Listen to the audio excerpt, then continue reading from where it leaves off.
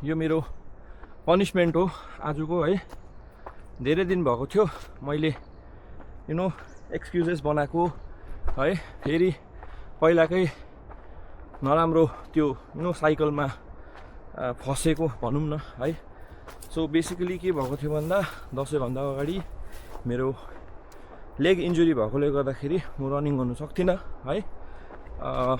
मलाई मेरो कोलिगले 2-3 हप्ता रनिङ नगर्नु भनेको थियो, तर म जिम चाहिँ जान्दै थिएँ है।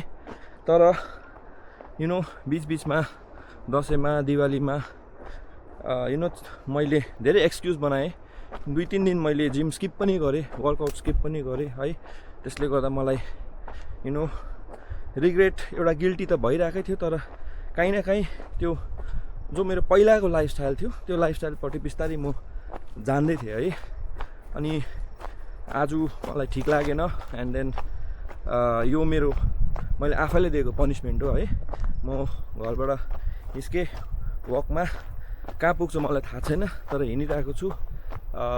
गान्तोकको पारी राङ्कामा छु। यो बाटो पनि भर्खर बनाउँदै रहेछ, रातो बाटो छ, चिप्लेर लड्यो भने ब्याड हुनसक्छ, तर ठिकै छ, हिँडिरहेको छु। लेट्स सी कहाँ पुग्छु।